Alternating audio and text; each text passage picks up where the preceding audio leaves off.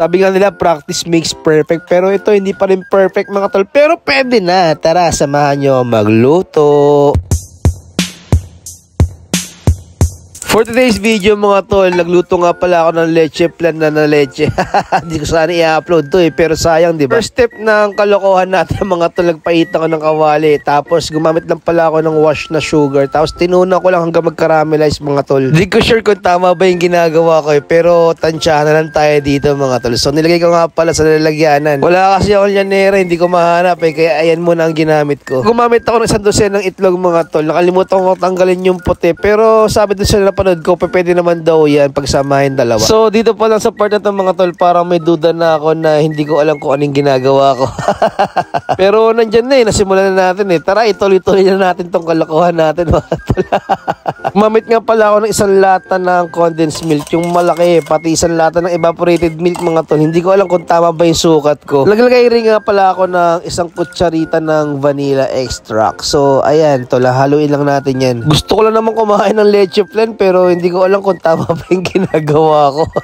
Paki-comment down below naman kung ano bang tamang sukat ng paggawa ng leche flan. So ginaya ko lang pala yung mga napapanood ko mga tol. Ni-strain ko lang yung mismong mixture ng leche flan natin para hindi raw magbubbles o mamumuo. Bali, 2 beses ko nga pala siya in-strain mga tol. Tapos ayan, ilalagay ko na sa ating lalagyanan. Pasensya na po kuya. Bali, 2 beses ko palang gumagawa ng leche flan. Hindi kasi ako marunong magluto nito Kaya nagpa-practice ako pero ewan ko kung tama ba yung ginagawa ko, di ba?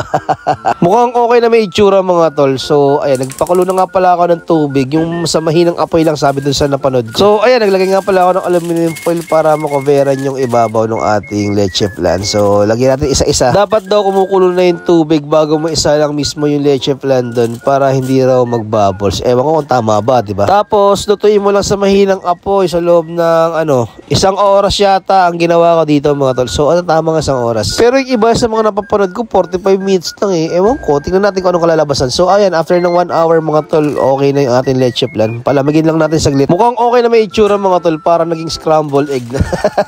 Ang ganda, di ba? Pinapalakas ko na yung loob ko mga tol kasi hindi naman ako ganong kagaling magluto ng leche flan di ba? Pero pwede naman na, di ba?